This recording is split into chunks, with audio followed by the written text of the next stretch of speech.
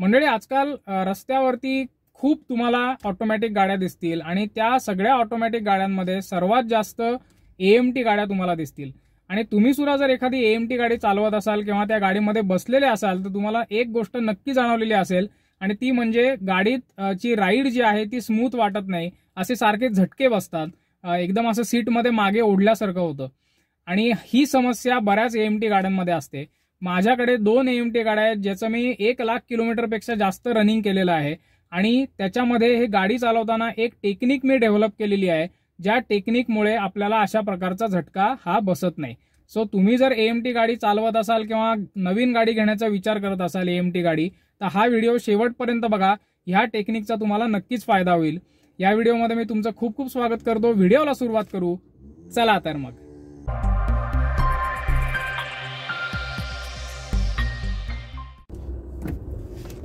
तर मित्रांनो, एएमटी गाडी स्मूथली चालवण्यासाठी सर्वात महत्वाची टेक्निक आता मी तुम्हाला दाखवणार आहे.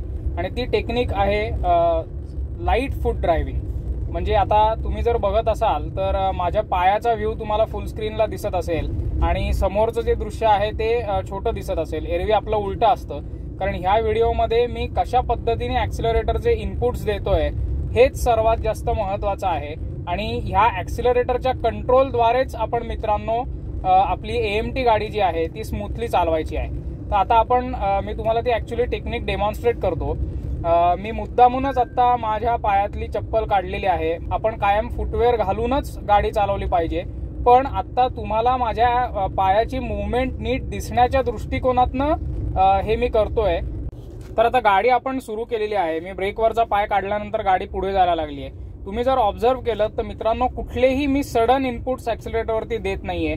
समोर एक स्पीड ब्रेकर आहे, मी लाईटली ब्रेक दाबणार आहे आणि गाडीच्या टॉर्कवरती हा स्पीड ब्रेकर आपण करणार आहोत. ह्याच्याबद्दल आपण एक सेपरेट व्हिडिओ केलेला आहे, स्पीड ब्रेकरवरनं गाडी कशी न्यायची. तर अशा सिच्युएशन्समध्ये सुद्धा आपण जेव्हा हार्ड ब्रेकिंग आणि हार्ड ऍक्सिलरेशन करतो तेव्हाच एएमटी गाड्यांना हा जर्कचा सर्वात जास्त प्रॉब्लेम येतो. तेही मी तुम्हाला डेमॉन्स्ट्रेट करून दाखवीन. पण सध्या तुम्ही हे बघा की मी किती लाईटली ऍक्सिलरेटर प्रेस करतोय. आणि मित्रांनो, अजून एक गोष्ट अशी आहे की शक्य तेवढं तुम्ही इंजिन ब्रेकिंगचा वापर करा. म्हणजे जेव्हा आपल्याला माहिती असतं की आता आपल्याला पुढे जाऊन काही अंतरावरती गाडीचा स्पीड कमी करायला लागणार आहे, गाडी थांबवायला लागणार आहे, तेव्हा आधीपासून ब्रेक दाबण्याच्या ऐवजी आपण जर इंजिन ब्रेकिंगचा वापर केला, कारण बेसिकली इकडे वेळ लागतो, इकडे लॅग असतो, गिअर चेंजेस होण्यासाठी लॅग असतो.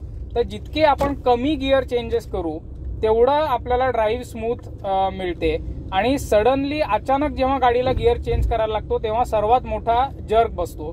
त्यामुळे आपल्याला शक्य तेवढी लाईटली आपली गाडी चालवायची आहे. दुसरी गोष्ट, जेव्हा आपण पिकअप घेत असतो तेव्हा सुद्धा आपल्याला एकदम ऍक्सिलरेटर प्रेस करायचा नाहीये. जर आपण अशा पद्धतीने एकदम ऍक्सिलरेटर प्रेस केला तर गाडी जरूर नसताना सुद्धा खूप आधीचा गिअर सिलेक्ट करते, ज्याने हा परत जर्क बसू शकतो. तर मित्रांनो, आता आपण स्मूथ पद्धत तर बघितली किंवा योग्य पद्धत तर बघितली, पण आता चुकीची पद्धत काय आहे. तर आता आपण ट्रॅफिकमध्ये आहोत, मला दिसतंय की इकडे मला थांबायला लागणार आहे, तरी सुद्धा मी आधी ऍक्सिलेटर खूप जोरात दाबला. ही विचित्र पद्धतीने गाडी लावलेली आहे, मला थांबायला लागणार आहे कळत असून सुद्धा मी पटकन हे केलं, पटकन लगेच ब्रेक लावला. आता माझा स्पीड सुद्धा मी कमी केला नाही, इंजिन ब्रेकिंगचा वापर केला नाही, मी ब्रेक मारला.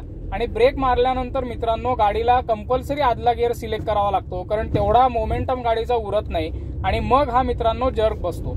परत मी सडनली, आता समोर स्पीड ब्रेकर आहे, म्हणजे basically hard acceleration, hard braking जेवढं तुम्ही कराल तेवढाच मित्रांनो तुम्हाला हा जर्कचा प्रॉब्लेम येणार आहे.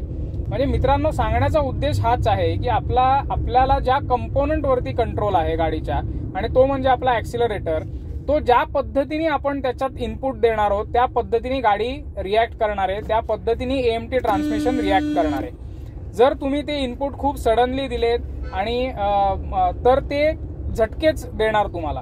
पण तुम्ही जेवढे सॉफ्ट इनपुट्स द्याल, तुम्ही जेवढे स्मूथ इनपुट्स द्याल, तेवढंच ते एएमटी ट्रान्समिशन जे तुमचं आहे ते स्मूथली रिॲक्ट करेल आणि गाडी कुठल्याही प्रकारचे झटके हे देणार नाही. मित्रांनो, आता मित्रांनो, ही टेक्निक तर बघितली, पण अजून एक टिप मी तुम्हाला मित्रांनो देईन, प्रो टिप असं म्हणायला हवं तर ही अशी टिप आहे की नॉर्मली हा जो जर्कचा प्रॉब्लेम येतो तो 1200 सीसी आणि त्याच्यापेक्षा कमी पॉवरची जी इंजिन्स असतात, म्हणजे थोडीशी लो पॉवर्ड इंजिन्स, आता आजकाल बऱ्याचशा एंट्री लेवल गाड्या जसं अल्टो किंवा वॅगनार किंवा सेलेरिओ वगैरे ह्या ज्या 1 लिटर किंवा 1000 सीसीच्या ज्या गाड्या आहेत, 1000 पेक्षाही थोड्याशा तर कमीच असतात, तर त्यांना ऑटोमॅटिक ट्रान्समिशन किंवा AMT गिअरबॉक्स आलेले असतात. तर ह्यांच्यामध्ये हा जर्कचं प्रमाण थोडंसं जास्त असतं आणि 1200 सीसीच्या वरती जेव्हा तुम्ही जाता, म्हणजे ज्याच्यामध्ये स्विफ्ट येते, ज्याच्यात बलेनो येते किंवा टाटाच्या AMT गाड्या तर ज्याच्यामध्ये म्हणजे नेक्सॉन असेल किंवा टिगॉर असेल की ज्याच्यामध्ये 1.2 लिटर इंजिन आहे, तर इथे टॉर्क मित्रांनो इंजिनमध्ये जास्त मिळतो आणि तो टॉर्क जास्त असल्यामुळे हा जो लॅग आहे, रोबोटला जो वेळ लागणार आहे तो वेळ हा मित्रांनो कमी होतो आणि त्याच्यामुळे 1200 सीसीच्या वरच्या ज्या गाड्या असतात आणि ज्यांना AMT ट्रान्समिशन वापरलेलं आहे त्याच्यामध्ये हा प्रॉब्लेम तुम्हाला मित्रांनो कमीत कमी दिसेल. तिथे तुम्ही अशा कुठल्याही प्रकारचे टेक्निक्स वापरायची फारशी गरज पडणार नाही, कारण तुम्हाला कळणारच नाही की गिअर कधी चेंज झालेला आहे. म्हणजे इतर मोठी ऑटोमॅटिक ट्रान्समिशन जे असतात जसं CVT आहे किंवा DSG आहे किंवा टॉर्क कन्व्हर्टर्स आहेत, ती जितक्या स्मूथली काम करतात जवळपास त्याच्या 80 ते 90% पर्यंत AMT सुद्धा स्मूथली काम करतं जर तुमची गाडी 1200 सीसीची आणि त्याच्यापेक्षा वरती असेल तर. तर ही एक टीप लक्षात ठेवा. जर तुम्ही नवीन गाडी घेणार असाल आणि ती AMT गाडी घेणार असाल तर शक्यतो 1 लिटर गाड्यांमध्ये हा प्रॉब्लेम जास्त येणार आहे हे डोक्यात ठेवा आणि मग मात्र तुम्ही जर ती गाडी घेण्याचा निर्णय घेतलात तर मग ही टेक्निक वापरा. आणि घेतानाच जर तुम्ही 1.2च्या पेक्षा जास्त पॉवरची गाडी घेतली तर ह्या टेक्निकची तुम्हाला फारशी गरजच पडणार नाही. तुमची राईड अतिशय स्मूथ असेल आणि AMT चा जो टॉर्कमुळे होणारा फायदा आहे तो तुम्हाला मिळू शकेल. मित्रांनो, हा व्हिडिओ तुम्हाला कसा वाटला हे कॉमेंट्समध्ये नक्की सांगा. ह्याच्या बाबतीत काही समस्या तुमच्या असतील किंवा तुमच्या काही सजेशन्स असतील, फीडबॅक असेल तर तोही कॉमेंट्समध्ये जरूर द्या.